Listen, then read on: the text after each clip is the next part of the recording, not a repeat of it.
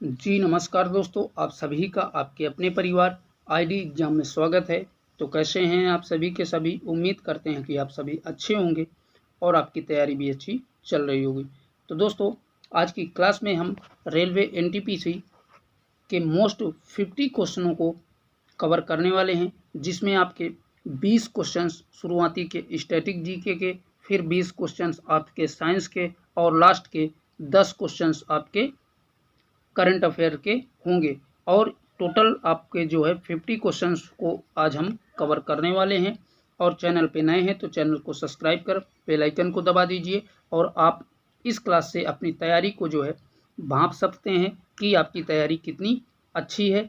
आप अगर आपके 35 प्लस क्वेश्चंस सही हो जाते हैं तो आपकी तैयारी अच्छी है। ठीक है, तो चलिए दोस्तों क्लास को कंटिन्यू करते हैं। तो फर्स्ट क्वेश्चन कह रहा है ग्रैंड स्मैल शब्द डैश से संबंधित है। तो ऑप्शन है बिसिलियार्ड से, दूसरा है शतरंज से, तीसरा है क्रिकेट से और लास्ट कह रहा है ब्रिज तथा टेनिस से। तो इन सभी में आपका राइट आंसर हो जाएगा ऑप्शन नंबर डी करेक्ट हो जाएगा, ब्रिज तथा टेनिस से संबंधित है। ठीक है दोस्तों, चलिए बढ़ते हैं अगले क्वेश्चन की ओर। अगला क्वेश्चन है गुप्त लेखन से संबंधित अध्ययन डैश कहलाता है। तो बताइए भैया, गुप्त लेखन से संबंधित अध्ययन डैश क्या कहलाता है। तो ऑप्शन है इसके क्रिप्टोग्राफी, दूसरा कह रहा है सिट्रोलॉजी, तीसरा कह रहा है साइटोग्राफी और लास्ट कह रहा है क्रियोटोलॉजी। तो इन सभी में आपका राइट आंसर हो जाएगा ऑप्शन नंबर ए करेक्ट हो जाएगा, क्रिप्टोग्राफी यही इसका सही जवाब हो जाएगा। गुप्त लेखन से संबंधित अध्ययन क्रिप्टोग्राफी कहलाता है। ठीक है दोस्तों, चलिए बढ़ते हैं अगले क्वेश्चन की ओर।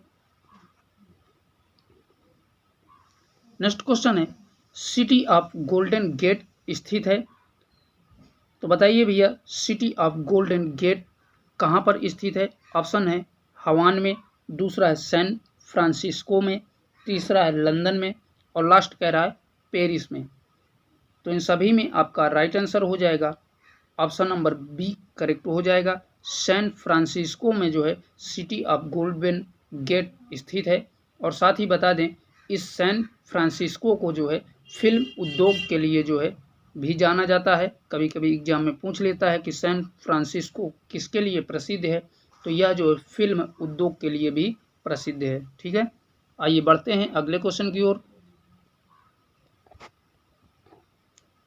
क्वेश्चन कह रहा है मणिपुर की राजधानी कौन सी है। ऑप्शन हैं दिसपुर, इम्फाल, अगरतला, चंडीगढ़। तो अगर बात करें मणिपुर की राजधानी की, तो मणिपुर की राजधानी जो है इम्फाल हो जाती है। तो ऑप्शन नंबर बी आपका करेक्ट हो जाएगा, इम्फाल। और बात करें अदर ऑप्शनों की, तो दिसपुर जो है असम की राजधानी है। कहाँ की भैया, असम की। ठीक है, और अगरतला की बात करें तो अगरतला जो है त्रिपुरा की राजधानी है। और चंडीगढ़ की बात करें तो हरियाणा की राजधानी चंडीगढ़ है। ठीक है, तो इस प्रश्न का आंसर इम्फाल करेक्ट हो जाएगा। मणिपुर की राजधानी इम्फाल है। ठीक है दोस्तों, नेक्स्ट क्वेश्चन कह रहा है भारत के प्रथम फील्ड मार्शल कौन थे। तो बताइए भैया, भारत के प्रथम फील्ड मार्शल कौन थे। ऑप्शंस कह रहा है के एम करियप्पा, दूसरा कह रहा है SHF मनेक्सा और तीसरा कह रहा है सुंदर जी और लास्ट कह रहा है इनमें से कोई नहीं। तो इन सभी में आपका राइट आंसर हो जाएगा ऑप्शन नंबर बी करेक्ट हो जाएगा, SHF मानेक्सा यही जो है प्रथम फील्ड मार्शल के नाम से जाने जाते हैं। ठीक है, अगला क्वेश्चन है भारत से व्यापार प्रारंभ करने वाले प्रथम यूरोपियन थे। तो बताइए इनमें से आपका राइट आंसर कौन सा बनेगा। पुर्तगाली थे, ब्रिटिश थे, फ्रेंच थे या डच थे। तो भारत से व्यापार प्रारंभ करने वाले प्रथम यूरोपी पुर्तगाली थे। ठीक है दोस्तों, ऑप्शन नंबर ए आपका करेक्ट हो जाएगा।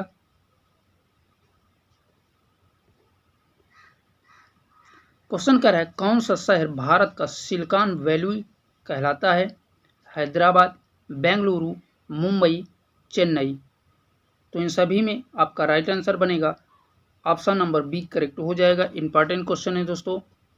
बेंगलुरु को भारत का सिलिकॉन वैली कहा जाता है। ठीक है दोस्तों, चलिए बढ़ते हैं अगले क्वेश्चन की ओर।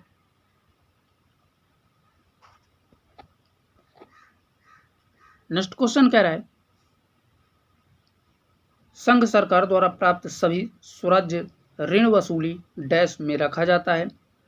तो इसके ऑप्शन है भारत का लोक लेखा में, दूसरा कह रहा है भारत की आस्मिकता निधि में, तीसरा कह रहा है भारत की समेकित निधि में, और लास्ट कह रहा है इनमें से कोई नहीं।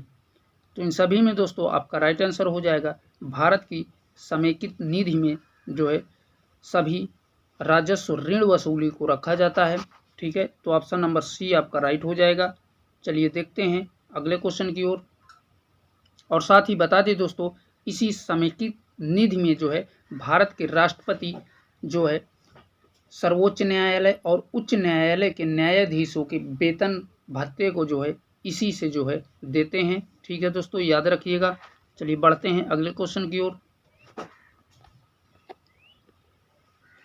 क्वेश्चन कह रहा है विश्व की सबसे लंबी नदी कौन सी है। तो बताइए भैया, विश्व की सबसे लंबी नदी कौन सी है। नील नदी है, ब्रह्मपुत्र है, अमेजन है, मिसिसिपी है। तो बताइए इनमें से आपका राइट आंसर बनेगा ऑप्शन नंबर ए, नील नदी जो है विश्व की सबसे लंबी नदी है। और बात करें अगर नील नदी की, तो यह जो है इसकी लंबाई 6,695 किलोमीटर है। कितनी भैया, 6,695 किलोमीटर इसकी टोटल लंबाई है। और यह विक्टोरिया झील से निकल करके भूमध्य सागर में गिरती है। ठीक है, तो याद रखिएगा सारे के सारे फैक्ट। इसकी लंबाई अगर पूछता है तो 6,695, और यह जो है विक्टोरिया झील से निकल करके भूमध्य सागर में गिरती है। चलिए बढ़ते हैं अगले क्वेश्चन की ओर। क्वेश्चन कह रहा है 16 गज हिट पद डैश से संबंधित है। तो पोलो से संबंधित है, हॉकी से, बेसबॉल से, या बैडमिंटन से। तो इन सभी में आपका राइट आंसर बनेगा हॉकी से 16 गज हिट पद जो है संबंधित है। तो ऑप्शन नंबर बी आपका करेक्ट हो जाएगा। अगला क्वेश्चन है, शतरंज बोर्ड में कितने वर्ग होते हैं। 36 होते हैं, 48 होते हैं, 64 होते हैं, या 72 होते हैं। तो बात करें जो है शतरंज बोर्ड की, तो इसमें जो है 64 वर्ग होते हैं। ठीक है दोस्तों, याद रखिएगा कितने भैया, 64 वर्ग होते हैं। आइए बढ़ते हैं अगले क्वेश्चन की ओर। क्वेश्चन कह रहा है गोवा राज्य का निर्माण किस संविधान संशोधन द्वारा हुआ था। 52वां, 58वां, 56वां, या 73वां। तो बताइए भैया, गोवा राज्य का निर्माण किस संविधान संशोधन द्वारा किया गया था। तो इसमें से राइट आंसर हो जाएगा 56वां संविधान संशोधन द्वारा जो है गोवा राज्य का निर्माण किया गया था। ठीक है, चलिए बढ़ते हैं अगले क्वेश्चन की ओर।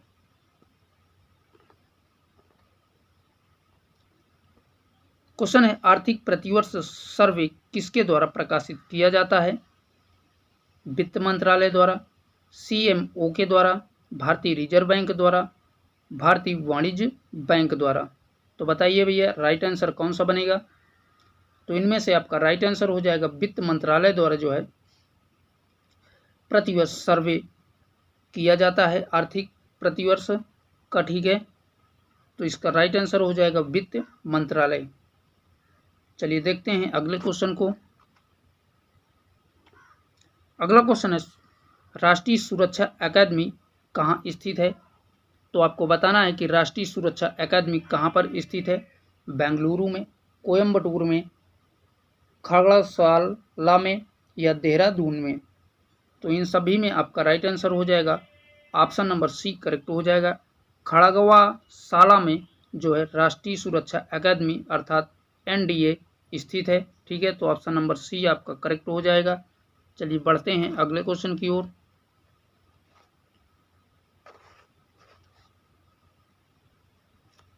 क्वेश्चन कह रहा है जायकवाड़ी परियोजना किस नदी पर स्थित है। तो बताइए भैया, जायकवाड़ी परियोजना किस नदी पर स्थित है? कृष्णा नदी पर, गोदावरी नदी पर, नर्मदा नदी पर या कावेरी नदी पर? तो इन सभी में आपका राइट आंसर हो जाएगा जायकवाड़ी परियोजना जो है गोदावरी नदी पर स्थित है। तो ऑप्शन नंबर बी करेक्ट हो जाएगा। और अगर आपसे पूछे जायकवाड़ी परियोजना कहाँ पर स्थित है, तो ये जो है महाराष्ट्र में स्थित है, साथ में याद रखिएगा। आइए देखते हैं अगले क्वेश्चन को।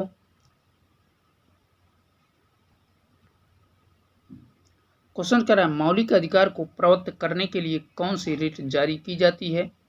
बंदी, प्रत्यक्षीकरण, दूसरा कह रहा है परमादेश, तीसरा कह रहा है निषेध और लास्ट कह रहा है उत्प्रेषण लेख।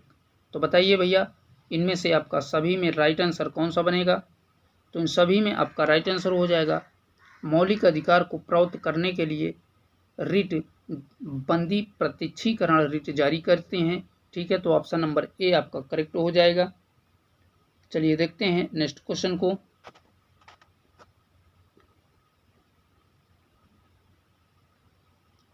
क्वेश्चन कह रहा है पुनर्जागरण की अवधि में स्थापित कला की नई शैली का प्रथम विकास हुआ है। तो बताइए नई शैली का प्रथम विकास कहाँ पर हुआ है? इटली में, फ्रांस में, इंग्लैंड में या जर्मनी में? तो इन सभी में आपका राइट आंसर हो जाएगा ऑप्शन नंबर ए, इटली में जो है इस स्थापित कला की नई शैली का जो है पहली बार विकास हुआ है। और अगर आपसे पूछता है कि इसके प्रवर्तक कौन है, तो इसके प्रवर्तक जो है फ्लोरेंस के निवासी ब्रूलेस्की हैं। ठीक है, तो याद रखिएगा कौन भैया? ब्रूलेस्की जो है इसके प्रवर्तक हैं इस शैली के। आइए देखते हैं अगले क्वेश्चन को। अगला क्वेश्चन निम्नलिखित में से किस लोकप्रिय नाम लाल कुर्ती के रूप में जाना जाता है? तो ऑप्शन है कांग्रेस समाजवादियों को, दूसरा कह रहा है आज़ाद हिंद फौज के सदस्यों को, तीसरा कह रहा है खुदाई खिदमतगारों को और लास्ट कह रहा है असहयोग आंदोलन के सदस्यों को। तो लाल कुर्ती के नाम से खुदाई खिदमतगारों को जाना जाता है। तो ऑप्शन नंबर सी आपका करेक्ट हो जाएगा।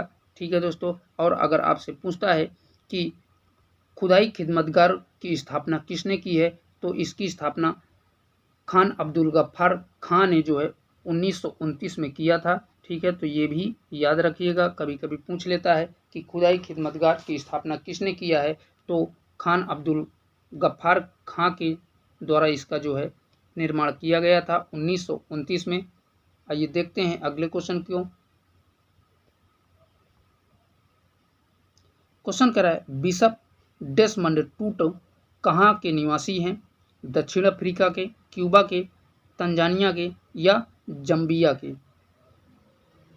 तो इन सभी में आपका राइट आंसर हो जाएगा बिशप डेसमंड टूटू दक्षिण अफ्रीका के निवासी हैं। तो ऑप्शन नंबर ए आपका करेक्ट हो जाएगा। आइए देखते हैं नेक्स्ट क्वेश्चन को।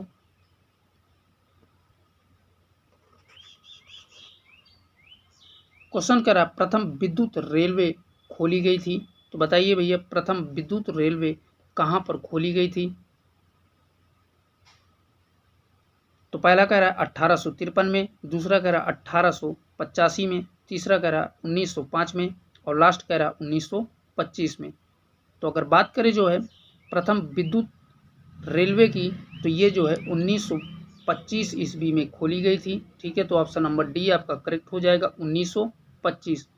और बात करें ऑप्शन नंबर ए की 1853, तो ये भी याद रखिएगा 1853 में जो है सबसे पहले रेलवे चलाई गई थी। ठीक है, और वो भी मुंबई से ठाणे के बीच में सर्वप्रथम 1853 ईस्वी में रेलवे चलाई गई थी। तो ये भी याद रखिएगा, मोस्ट इंपॉर्टेंट हैं दोनों के दोनों फैक्ट। चलिए बढ़ते हैं अगले क्वेश्चन की ओर। क्वेश्चन कह रहा है प्रकाश संश्लेषण की प्रक्रिया में निम्नलिखित में से कौन सी गैस बाहर निकलती है? तो आप सभी को पता होगा कि इसमें से कौन सी गैस निकलती है। तो बताइए भैया कार्बन डाइऑक्साइड निकलती है, हाइड्रोजन निकलती है, ऑक्सीजन निकलती है या नाइट्रोजन निकलती है? तो इन सभी में आपका राइट आंसर हो जाएगा कि ऑक्सीजन जो है प्रकाश संश्लेषण की क्रिया में बाहर निकलती है। ठीक है, ऑप्शन नंबर सी आपका करेक्ट हो जाएगा। चलिए देखते हैं अगले क्वेश्चन को। क्वेश्चन कह रहा है गुणसूत्र क्या है, तो बताइए भैया गुणसूत्र क्या है। ऑप्शन है मानव मस्तिष्क के भाग हैं। दूसरा कह रहा है न्यू फ्लाइट में पाए जाने वाले धागे के समान संरचना जो आनुवांशिक कूट को ले जाती हैं। तीसरा कह रहा है रक्त का वह घटक जो शरीर को गर्म रखता है। और लास्ट कह रहा है इनमें से कोई नहीं। तो इन सभी में आपका राइट आंसर हो जाएगा ऑप्शन नंबर बी करेक्ट हो जाएगा। ठीक है, न्यू फ्लाइट में पाए जाने वाले धागे के समान संरचना जो आनुवांशिक कूट को ले जाती है, यही जो है गुणसूत्र कहलाते हैं। आइए देखते हैं अगले क्वेश्चन को। अगला क्वेश्चन है एक तत्व के परमाणु दूसरे सभी तत्वों के परमाणु में से निम्नलिखित में से भिन्न होते हैं, किसके कारण भिन्न होते हैं। तो ऑप्शन है पहला परमाणु की संख्या और इलेक्ट्रॉनिक विन्यास के द्वारा। दूसरा कह रहा है परमाणु की संख्या और संयोजक इलेक्ट्रॉनों की संख्या द्वारा। तीसरा कह रहा है इलेक्ट्रॉन के संख्या और इलेक्ट्रॉनिक विन्यास के कारण। और लास्ट कह रहा है न्यूट्रॉन की संख्या और संयोजक इलेक्ट्रॉनों की संख्या। तो इन सभी में आपका राइट आंसर हो जाएगा परमाणु की संख्या और इलेक्ट्रॉनिक विन्यास, अर्थात ऑप्शन नंबर 1 करेक्ट हो जाएगा। ठीक है दोस्तों, याद रखिएगा इसका राइट आंसर हो जाएगा परमाणु की संख्या और इलेक्ट्रॉनिक विन्यास।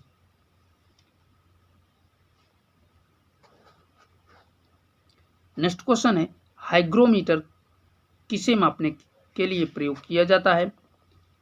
द्रव की अपेक्षित घनत्व को, दूध की शुद्धता को, वायुमंडल में व्याप्त आर्द्रता को, या समुद्र तल की गहराई। तो इन सभी में आपका राइट आंसर हो जाएगा हाइग्रोमीटर का प्रयोग वायुमंडल में व्याप्त आर्द्रता को मापने के लिए किया जाता है। तो ऑप्शन नंबर सी आपका करेक्ट हो जाएगा। और बात करें दोस्तों दूध की शुद्धता के लिए, इसके लिए जो है लैक्टोमीटर का प्रयोग किया जाता है। और लास्ट वाले की बात करें समुद्र तल की गहराई, तो इस में जो है फैदोमीटर द्वारा समुद्र तल की गहराई मापी जाती है। तो ठीक है, सारे के सारे फैक्ट याद रखिएगा। इस प्रश्न का आंसर वायुमंडल में व्याप्त आर्द्रता द्वारा जो है को हाइड्रोमीटर द्वारा मापा जाता है। चलिए देखते हैं अगले क्वेश्चन को। क्वेश्चन कह रहा है निम्नलिखित में से कौन सी जोड़ी गलत है। पोलियो बंदर, दूसरा कह रहा है प्लेग चूहा, तीसरा कह रहा है रेबीज कुत्ता, और लास्ट कह रहा है टेपवार्म सुअर। तो इन सभी में आपका राइट आंसर कौन सा होगा, फटाफट बताइए दोस्तों। तो राइट आंसर हो जाएगा ये जो है ऑप्शन नंबर 1 गलत दिया है। पोलियो बंदर यही जो है गलत दिया हुआ है, और बाकी के तीनों प्लेग बीमारी जो है चूहा से होती है, रेबीज कुत्ता से होती है, और टेपवार्म सुअर के कारण होती है। जबकि पोलियो जो है बंदर में नहीं मनुष्यों में पाया जाता है। ठीक है, तो यही आपका गलत दिया हुआ था।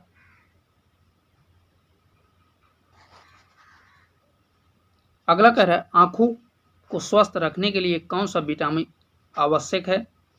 तो ऑप्शंस कह रहा है vitamin E, vitamin C, vitamin D और विटामिन ए। तो आंखों को स्वस्थ रखने के लिए जो है विटामिन ए जो है आवश्यक होती है। तो ऑप्शन नंबर डी करेक्ट हो जाएगा। ठीक है दोस्तों, चलिए देखते हैं नेक्स्ट क्वेश्चन को। क्वेश्चन कह रहा है जूल निम्नलिखित में की इकाई है।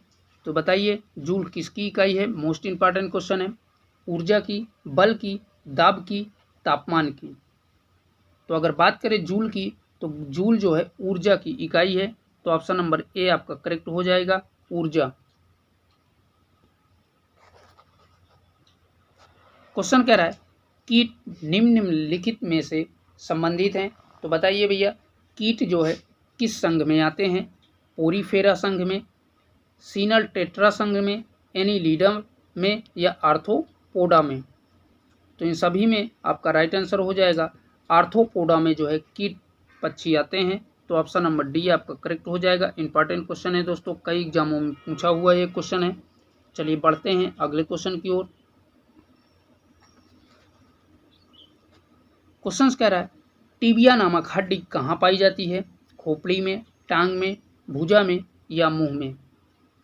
तो टिबिया नामक हड्डी जो है टांग में पाई जाती है, तो ऑप्शन नंबर बी आपका करेक्ट हो जाएगा। ठीक है दोस्तों। क्वेश्चन कर रहा है मायोपिया से क्या तात्पर्य है। तो मायोपिया से क्या तात्पर्य है बताइए। दूरदृष्टि दोष से, निकट दृष्टि दोष से, या वर्णांधता से, या रतौंधी से। तो इन सभी में आपका राइट आंसर हो जाएगा ऑप्शन नंबर बी, निकट दृष्टि दोष मायोपिया से संबंधित होता है। ठीक है दोस्तों। अगला क्वेश्चन है हीरे रात में क्यों चमकते हैं। तो ऑप्शंस कह रहा है हीरे रेडियोधर्मी होते हैं, दूसरा कह रहा है उच्च अपवर्तनांक के कारण, तीसरा कह रहा है हीरे चमकते हैं क्योंकि उनमें कुछ मात्राओं में रेडियम होते हैं, और लास्ट कह रहा है ये जो है चतुष्फलकी की आणविक संरचना के कारण चमकते हैं। तो बताइए इन सभी में आपका राइट आंसर कौन सा बनेगा। तो इन सभी में आपका राइट आंसर हो जाएगा उच्च अपवर्तनांक के कारण रात में हीरे चमकते हैं। ऑप्शन नंबर बी आपका करेक्ट हो जाएगा। ठीक है दोस्तों।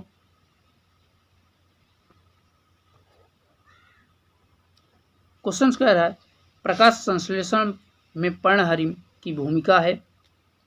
जल अवशोषण की, प्रकाश अवशोषण की, CO2 का अवशोषण, या इनमें से कोई नहीं। तो इन सभी में आपका राइट आंसर हो जाएगा प्रकाश का अवशोषण, यही इसका सही जवाब हो जाएगा। तो ऑप्शन नंबर बी करेक्ट हो जाएगा। और साथ ही बता दें पर्णहरिम के कारण ही पत्तियों का हरा रंग होता है। तो कभी कभी ये भी पूछ लेता है कि पत्तियों का हरा रंग किसके कारण होता है। तो यही जो है पर्णहरिम के कारण पत्तियों का हरा रंग होता है। ठीक है दोस्तों। चलिए देखते हैं अगले क्वेश्चन को।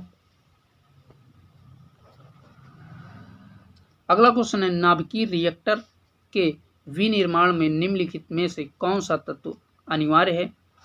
तो ऑप्शन है कोबाल्ट, निकिल, जर्मोनियम, और लास्ट कह रहा है टंगस्टन। तो बताइए भैया इन सभी में आपका राइट आंसर कौन सा हो जाएगा। तो इन सभी में आपका राइट आंसर हो जाएगा ऑप्शन नंबर सी करेक्ट हो जाएगा, जर्कोनियम, यही इसका सही जवाब हो जाएगा। नाभिकीय रिएक्टर के विनिर्माण में जर्कोनियम जो है सहायक होता है। ठीक है। चलिए बढ़ते हैं अगले क्वेश्चन की ओर।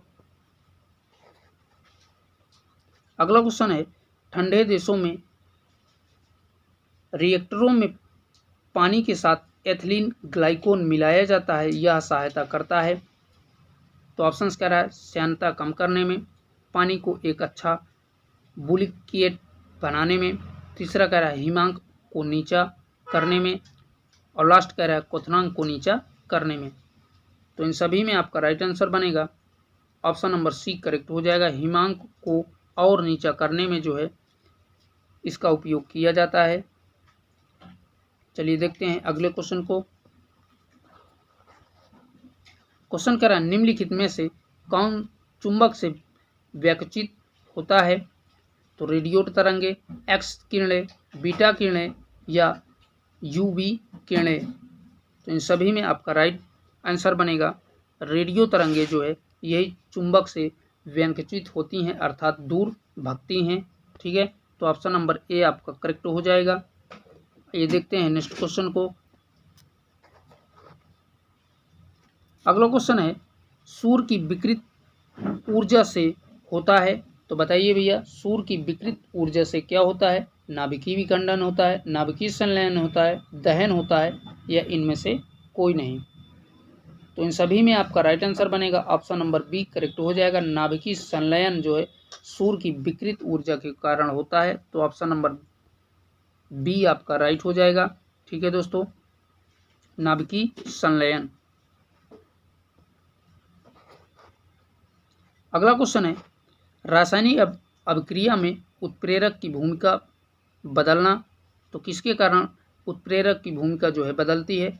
अभिक्रिया की ऊष्मा के द्वारा, अभिक्रिया का उत्पादन के द्वारा, सक्रिय ऊर्जा के कारण, संतुलन स्थिरांक के कारण। तो इन सभी में आपका राइट आंसर हो जाएगा सक्रियण ऊर्जा के कारण जो है उत्प्रेरक की भूमिका बदलती है। तो ऑप्शन नंबर सी करेक्ट हो जाएगा। इंपॉर्टेंट क्वेश्चन है दोस्तों।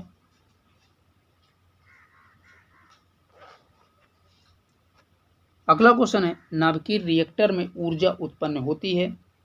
तो बताइए भैया नाभिकीय रिएक्टर में ऊर्जा किसके कारण उत्पन्न होती है? नियंत्रित संलयन द्वारा, अनियंत्रित संलयन द्वारा, तीसरा कह रहा है नियंत्रित विखंडन द्वारा, और लास्ट कह रहा है अनियंत्रित विखंडन द्वारा। तो इन सभी में आपका राइट आंसर बनेगा ऑप्शन नंबर सी, नियंत्रित विखंडन द्वारा जो है नाभिकीय रिएक्टर में ऊर्जा उत्पन्न होती है। तो ऑप्शन नंबर सी आपका करेक्ट हो जाएगा। ठीक है दोस्तों,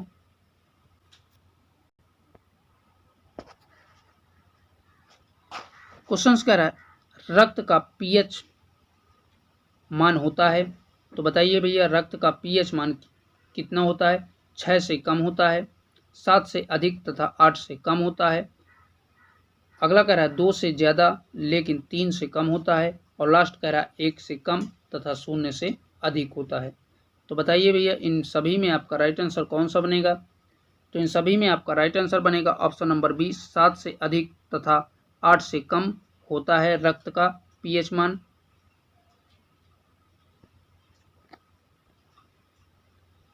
नेक्स्ट कह रहा है निम्नलिखित में से कौन प्राकृतिक पॉलीमर का उदाहरण नहीं है? ऊन नहीं है, सिल्क नहीं है, चमड़ा नहीं है, या नाइलॉन नहीं है।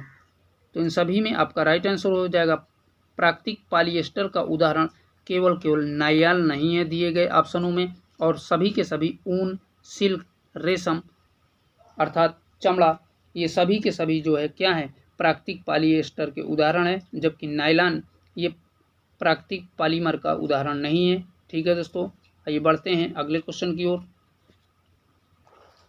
दोस्तों यहाँ से अब आपके करंट अफेयर के क्वेश्चन स्टार्ट हैं। तो पहला क्वेश्चन कह रहा है किसे हाल ही में JSW स्पोर्ट के क्रिकेट निदेशक नियुक्त किया गया है? तो ऑप्शन है सचिन तेंदुलकर को, दूसरा कह रहा है सौरभ गांगुली को, तीसरा कह रहा है महेंद्र सिंह धोनी को, और लास्ट कह रहा है हरभजन सिंह को। तो इन सभी में आपका राइट आंसर बनेगा ऑप्शन नंबर बी करेक्ट हो जाएगा। सौरभ गांगुली को JSW स्पोर्ट क्रिकेट के निदेशक के रूप में नियुक्ति की गई है। ठीक है, तो ऑप्शन नंबर बी आपका करेक्ट हो जाएगा। और ये दोस्तों करंट अफेयर के वो क्वेश्चन हैं जो 2024 और 2025 के हाल ही में हुए एग्जामों में किसी न किसी एग्जाम में ये सारे के सारे क्वेश्चन पूछे गए हैं। ठीक है दोस्तों, तो चलिए बढ़ते हैं अगले क्वेश्चन की ओर। क्वेश्चन कह रहा है IPL 2025 के सीजन की शुरुआत कब हुई है? अभी ये दोस्तों हाल ही में हुए ALP का पूछा हुआ क्वेश्चन है। तो कह रहा है कि 1 मार्च 2025 को, दूसरा कह रहा है 10 मार्च 2025 को, और लास्ट तीसरा कह रहा है 14 मार्च 2025 को, लास्ट कह रहा है 25 मार्च 2025 को। तो इन सभी में आपका राइट आंसर बनेगा IPL 2025 के सीजन की शुरुआत 14 मार्च 2025 को जो है शुरुआत हुई थी। चलिए बढ़ते हैं अगले क्वेश्चन की ओर। अगला क्वेश्चन है कौन सा देश अंतर्राष्ट्रीय सौर गठबंधन में शामिल होने वाला 101वां सदस्य बन गया है? तो बताइए भैया, कौन सा देश जो है अंतर्राष्ट्रीय सौर संगठन का 101वां सदस्य बन गया है? पाकिस्तान बना है, नेपाल बना है, भूटान बना है, अमेरिका बना है। तो इन सभी में आपका राइट आंसर बनेगा ऑप्शन नंबर बी, नेपाल जो है अंतर्राष्ट्रीय सौर गठबंधन का 101वां सदस्य बन गया है। ठीक है दोस्तों, अगला क्वेश्चन है 7 जिलों से होकर गुजरने वाला एक्सप्रेसवे कौन सा है? तो पहला ऑप्शन है बुंदेलखंड एक्सप्रेसवे, दूसरा है आगरा एक्सप्रेसवे, तीसरा है उन्नाव एक्सप्रेसवे, और लास्ट कह रहा है इनमें से कोई नहीं। तो 7 जिलों से होकर के गुजरने वाला एक्सप्रेसवे बुंदेलखंड एक्सप्रेसवे है। मोस्ट इंपॉर्टेंट क्वेश्चन है दोस्तों। चलिए बढ़ते हैं अगले क्वेश्चन की ओर।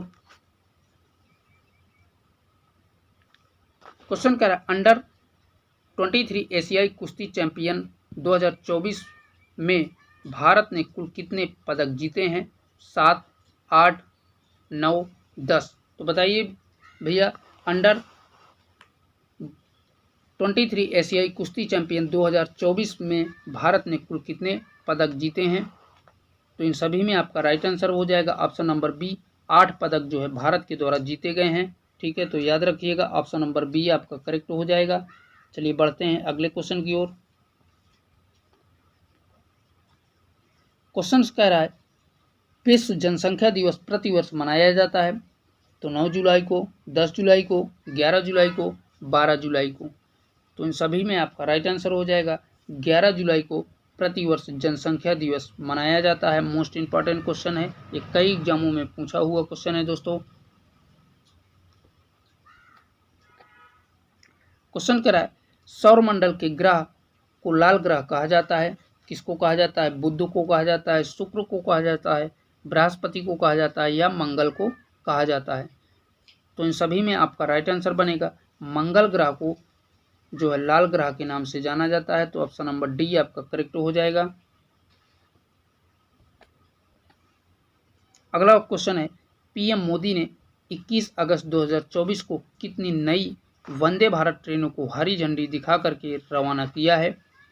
तो बताइए भैया, प्रधानमंत्री नरेंद्र मोदी द्वारा जो है कितने वंदे भारत ट्रेनों को जो है 31 अगस्त 2024 को हरी झंडी दिखा करके रवाना किया गया है? 5, 7, 3, 2। तो 3 वंदे भारत ट्रेनों को जो है प्रधानमंत्री नरेंद्र मोदी जी ने 31 अगस्त 2024 को हरी झंडी दिखा करके रवाना किया था। तो इसका सही जवाब हो जाएगा option number C, 3 Vande Bharat ट्रेनों को। ठीक है,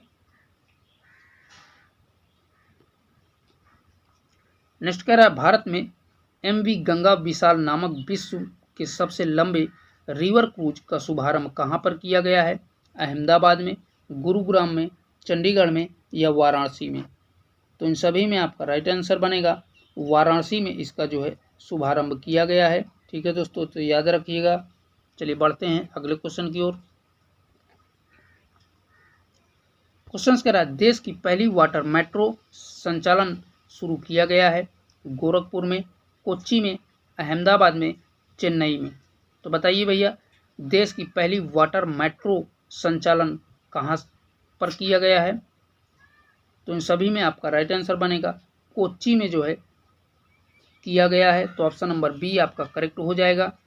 ठीक है दोस्तों, तो दोस्तों आज के लिए इतना ही। यहीं तक आपके मोस्ट 50 क्वेश्चन थे और आप कमेंट बॉक्स में बता सकते हैं कि आपके जो है कितने क्वेश्चंस सही हुए हैं 50 क्वेश्चनों में। ठीक है, और भैया अभी तक आप लोगों ने चैनल को सब्सक्राइब नहीं किया है तो प्लीज़ उसे भी सब्सक्राइब कर लीजिए और क्लास को ज़्यादा से ज़्यादा अपने दोस्तों में शेयर कर दीजिए। फिर मिलेंगे एक नई क्लास के साथ, तब तक के लिए बाय बाय, टेक केयर।